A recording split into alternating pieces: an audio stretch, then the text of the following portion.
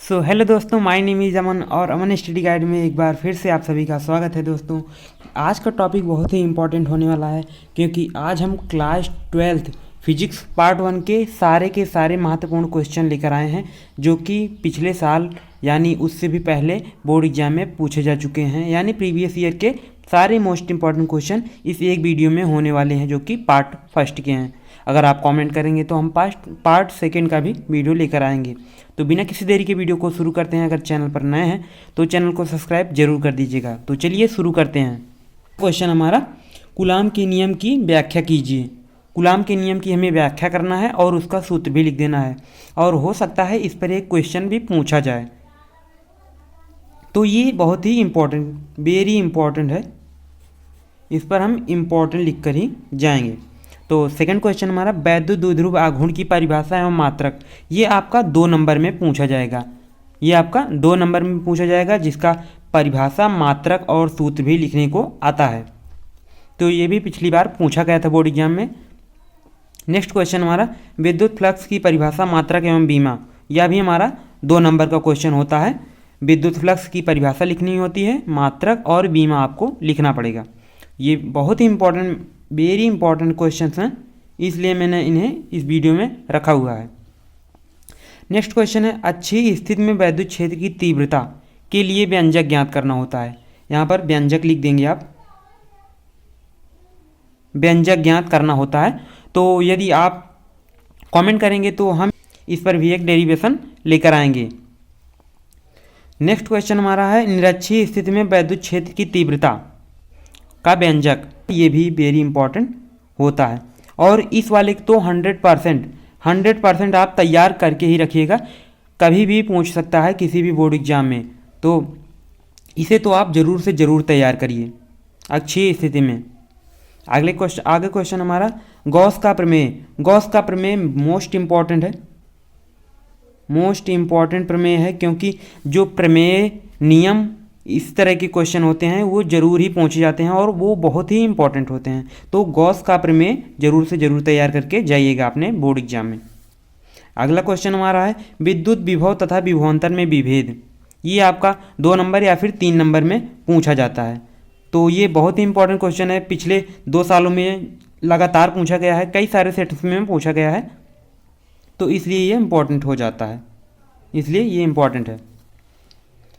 अगला है कुछ, इलेक्ट्रॉन वोल्ट को परिभाषित कीजिए। इलेक्ट्रॉन वोल्ट क्या होता है, इसकी आपको परिभाषा लिखनी है। तो ये भी एक इम्पॉर्टेंट क्वेश्चन है, वेरी वेरी इंपॉर्टेंट क्वेश्चन है, और आपको इसे तैयार करके ही जाना है। अगला है, ओम के नियम की व्याख्या कीजिए। ओम का नियम, ये तो मोस्ट इम्पॉर्टेंट है, मोस्ट इम्पॉर्टेंट हो जाता है, और इस पर न्यूमेरिकल भी आते हैं। आपको जहाँ पर भी न्यूमेरिकल आते हैं मैं उनको बताते चलूँगा, आपको कहीं भी परेशानी यानी दिक्कत लेने की बात नहीं है। वीडियो को अगर पसंद आए तो लाइक कर दीजिएगा। अगला है हमारा, विशिष्ट विद्युत प्रतिरोध। विद्युत प्रतिरोध क्या होता है, इस पर भी आपका न्यूमेरिकल पूछा जाएगा। ये इम्पॉर्टेंट भी है, मोस्ट इम्पॉर्टेंट है, इस पर न्यूमेरिकल पूछा जाएगा आपका, तो आप ज़रूर से ज़रूर न्यूमेरिकल तैयार करके जाइएगा। अगला है विशिष्ट प्रतिरोध। ये दोनों सेम ही हैं, एक दूसरे से कनेक्टेड हैं, तो इसलिए विशिष्ट प्रतिरोध और विद्युत प्रतिरोध दोनों ही इम्पॉर्टेंट माने जाएंगे। इसमें से किसी एक को भी आप बोर्ड एग्जाम में ज़रूर देखेंगे, तो इसलिए इसको तैयार करके जाइएगा। अगला क्वेश्चन हमारा, प्रतिरोधों का संयोजन। इसमें दो प्रतिरोध रहेंगे, उनमें संयोजन रहेगा, और इस तरह से आपका क्वेश्चन पूछा जाएगा। इसमें न्यूमेरिकल ही रहते हैं, इसलिए मैंने इसको भी ले लिया। ज़रूर से ज़रूर क्वेश्चन इस पर बनेगा, तो आप इसे तैयार करके जाइएगा। आगे क्वेश्चन हमारा है, रेखीय आवेश घनत्व। यह सूत्र है, इसमें सूत्र भी है, मात्रक भी लिखने को आता है। तो आप इसका परिभाषा सहित मात्रक आपको लिखकर आना है। ये 2 नंबर में क्वेश्चन पूछे जाते हैं। रेखीय पृष्ठ घनत्व, ये भी ठीक इसी प्रकार का क्वेश्चन है, इसमें भी परिभाषा सहित आपको सूत्र लिखना रहता है। ये 2 नंबर के पूछे जाते हैं, पिछले कई सारे सेट्स में ये पूछे गए हैं, तो इसलिए मैंने इसे यहाँ से उठा लिया है।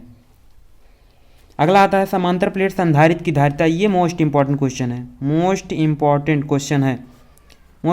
क्वेश्चन है, जो कि पिछले बोर्ड एग्जाम में 2024 में कई सारे सेट्स में पूछा गया था, और उससे भी पहले लगभग 21, 22 में शायद, मुझे नहीं पता, 23, 24, इसमें कई सारे सेट में ये क्वेश्चन पूछे गए थे, इसलिए मोस्ट इंपॉर्टेंट हो जाता है और इसे आप ज़रूर तैयार करके जाइएगा।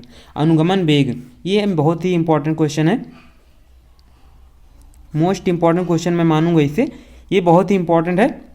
इसकी परिभाषा सहित आपको व्यंजक निकालने के लिए आता है। अनुगमन वेग किसे कहते हैं, इसका सूत्र लिखिए। इस तरह से क्वेश्चन पूछा जाता है, तो आप इसे जरूर से ज़रूर तैयार करके जाइएगा।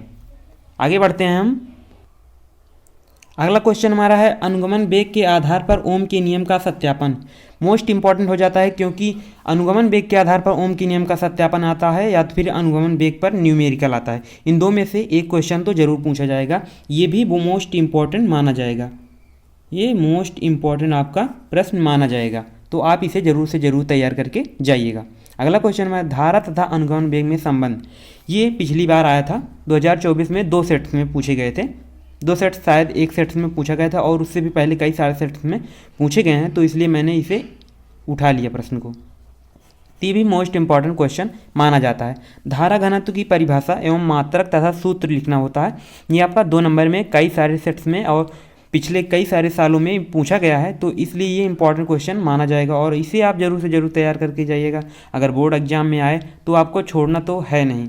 यदि आपके अगर बोर्ड एग्जाम में कोई भी क्वेश्चन अगर छूटता है, आप उसके स्थान पर कुछ भी लिख कर आ सकते हैं, उस क्वेश्चन से रिलेटेड आप कुछ भी लिख सकते हैं।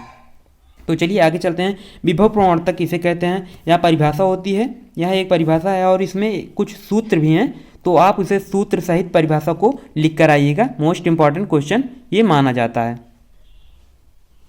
तो इसे आप जरूर से जरूर तैयार करके जाइएगा। अगला क्वेश्चन हमारा वैद्युत परिपथ संबंधी किरचॉफ का नियम। मैंने अभी बताया था जो नियम होते हैं प्रमेय होती हैं, जैसे प्रमेय, नियम तथा व्यंजक ज्ञात करने के लिए ये सारे क्वेश्चन मोस्ट इंपॉर्टेंट होते हैं, जो कि बहुत सारे नहीं हैं। अगर आप कमेंट करेंगे तो मैं उस पर भी एक अलग से वीडियो बना दूंगा, जैसे नियम वाले पे वीडियो बना दूंगा। तो इस तरह से आप सभी नियमों को याद कर लीजिए। ये नियम सारे इंपॉर्टेंट होते हैं, तो ये भी इंपॉर्टेंट हो जाता है,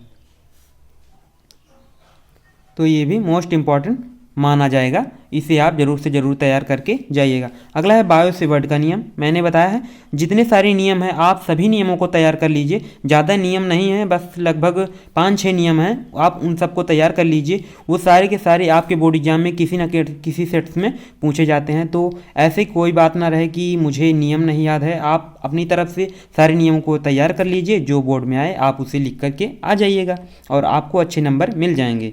तो ये भी मोस्ट इंपॉर्टेंट हो जाता है आपके बोर्ड एग्जाम के लिए। अगला है हमारा एम्पियर का परिपथीय नियम। देखो मैंने बताया बहुत सारे नियम हैं, इसलिए आप ज़्यादा नियम तो नहीं है, बस आप उन्हें अच्छे से तैयार कर लीजिए और आपके बोर्ड एग्जाम में जो भी आए उन्हें अच्छे से लिख कर आइएगा और आपको पूरे नंबर मिल जाएंगे। आगे बढ़ते हैं हम अपने चुंबकीय फ्लक्स।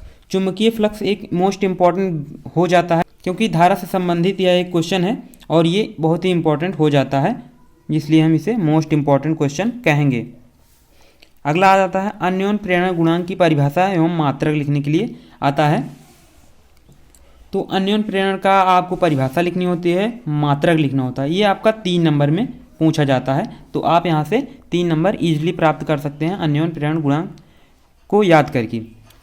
पिछले साल आया भी था, इसलिए मैंने इसे भी ले लिया इंपॉर्टेंट क्वेश्चन पे। अगला आता है हमारा विद्युत चुम्बकीय प्रेरण फैराडे के नियम से। विद्युत चुम्बकीय प्रेरण क्या होता है, इसे फैराडे के नियम से बताइए, यानी व्याख्या कीजिए या समझाइए। तो ये हमारा 5 नंबर या 4 नंबर में पूछा जाता है, तो इसे आप जरूर से जरूर तैयार करके जाइएगा, क्योंकि ये मोस्ट इम्पॉर्टेंट हो जाता है। अगला आ जाता है हमारा स्वप्रेरण गुणांक, या फिर जैसे यहाँ पर अन्योन्य प्रेरण गुणांक और स्वप्रेरण गुणांक, ये दो टॉपिक सेम ही हैं, एक दूसरे से कनेक्टेड हैं, तो इसलिए इसे याद करने में ज़्यादा परेशानी नहीं होगी और आप इसे भी तैयार कर लीजिएगा। मोस्ट इंपॉर्टेंट ये माना जाएगा, क्योंकि यहाँ पर मैंने सारे के सारे ही मोस्ट इंपॉर्टेंट क्वेश्चन लेकर आए हैं। यदि आप बोर्ड एग्जाम में कुछ भी नहीं पढ़े हैं तो इन सारे क्वेश्चन को पढ़ करके आप 60 से 70 अंक जरूर से ज़रूर प्राप्त कर सकते हैं अपने बोर्ड एग्जाम में। 50 अंक तो कहीं गए ही नहीं हैं यदि आप इन्हें अच्छे से तैयार करके जाएंगे तो। अगला क्वेश्चन हमारा हो जाता है लेंज का नियम। जो नियम है मैंने कितनी बार बताया, जो लेंज के जो नियम है वो बहुत ही इंपॉर्टेंट माने जाएंगे मोस्ट इंपॉर्टेंट माने जाएंगे, इसलिए आप उन्हें ज़रूर से ज़रूर तैयार करके जाइएगा। एक भी नियम आपका छूटना नहीं चाहिए। ओके, तो आगे चलते हैं। हमारा प्रत्यावर्ती धारा के वर्ग माध्यमूल का मान व्यंजक ज्ञात कीजिए। ये मोस्ट इंपॉर्टेंट माना जाएगा, क्योंकि मैं मानता हूँ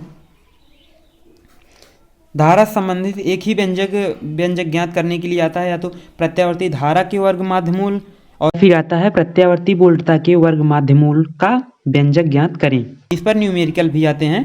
एक न्यूमेरिकल या दो न्यूमेरिकल तो पक्के ही हैं। इस पर एक से दो न्यूमेरिकल तो पक्के हैं, जो कि 5 नंबर में आपके पूछे जाएंगे। तो आप इस पर न्यूमेरिकल और प्रत्यावर्ती धारा के वर्ग माध्यमूल का व्यंजक कैसे ज्ञात किया जाता है। तो अगला क्वेश्चन हमारा है ट्रांसफॉर्मर का सिद्धांत। जो सिद्धांत है इसी चैप्टर में अकेले एक अपने आप में ही बहुत इंपॉर्टेंट और बहुत ही फेमस क्वेश्चन माना जाता है, जो कि हर एक बोर्ड एग्जाम हर एक सेट्स में पूछा ही जाता है। तो ये आपका 5 नंबर तक में आएगा, आपका 4 से 5 में आएगा। तो ये मोस्ट इम्पॉर्टेंट आपका माना जाता है ये क्वेश्चन, इसलिए आप इसे ज़रूर से ज़रूर तैयार करके जाइएगा। अगला क्वेश्चन हमारा आ जाता है, अगला टॉपिक हमारा आ जाता है विद्युत जनित्र। जैसे आप ट्रांसफार्मर को याद करेंगे, इसके सिद्धांत है, कार्य क्या होता है, इस तरह से टॉपिक होते हैं। तो ट्रांसफार्मर का सिद्धांत आपको तैयार करके ही जाना है। और विद्युत जनित्र सेम इसी तरह होता है। विद्युत जनित्र का पहले आपको चित्र बनाना पड़ेगा, फिर उसकी रचना लिखनी पड़ेगी। इसी तरह ट्रांसफार्मर का भी होता है, पहले चित्र बनाना पड़ता है। पहले तो आपको बताना पड़ेगा ट्रांसफार्मर क्या है, और आपका उसको चित्र बनाना पड़ेगा, रचना बनाना पड़ेगा, सिद्धांत उसके क्या होते हैं, इस तरह से आपको लिखना होता है। यदि आप कहेंगे तो ट्रांसफार्मर या विद्युत जनित्र पर मैं एक अलग से वीडियो लेकर आऊँगा। आप अगर चाहते हैं तो कमेंट्स में ज़रूर कर दीजिएगा, मैं कोशिश करूँगा आपकी वीडियो को लाने के लिए। तो आई होप वीडियो आपको पसंद आया होगा। मिलते हैं अगर किसी नेक्स्ट वीडियो में, तब तक के लिए बाय बाय। और हाँ, बोर्ड एग्जाम से रिलेटेड आप कोई भी क्वेश्चन जिसमें भी डाउट है, कैसे क्या है, पढ़ना है क्या नहीं पढ़ना है, आप मुझसे कमेंट में पूछ सकते हैं। मैं उत्तर देने की कोशिश ज़रूर करूँगा।